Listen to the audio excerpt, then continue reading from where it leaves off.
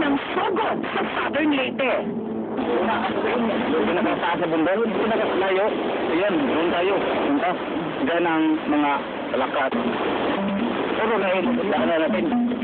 Hindi ito naging madali. 5 oras na trekking. Tumawid pa sila sa rumaragasang mga ilog. Sumampa sa mga naglalakihang bato. Kasama ang 2 kagawad ng Barangay San Juan na sina Guermo at Domen, narating ng aming team ang campsite ng Mount Nacolod. Pagkagat ng dilim, agad nilang dinalugat ang paligid ng bahaging yon ng bundok. Pero sina Guermo at Domen, hindi masyadong umasa na makikita nila ang mga pakay na palaka, lalo't limitado lang ang oras.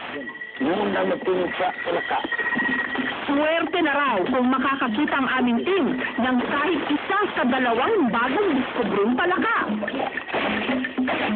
Dito ka magsinan ito.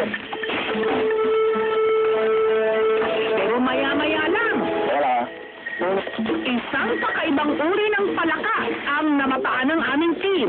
Kakaiba ang mga mata nito, mamula-mula at tila nagkukorting sungay. Pero hindi pala yon ang pakay ng aming team. Isa itong uri ng horned frog na unang natuklasan sa Mindanao.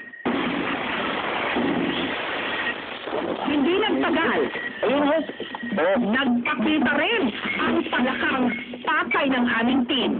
Nasa isang dahon, tila nagmamasid. Mukhang nag-aabang daw ng makakaing insekto. Halos kakulay ng halaman ang palaka, kaya hindi madaling makita. sa wakas, may pinakamaliit na palaka. Dito sa bundok na ito. Bukod sa napakaliit nito, Punta tayo sa baba. hanggang madaling araw, Banda ron. hinanap ng aming team ang isa pang bagong diskubring uri ng palaka. Pero hindi ito nagpakita.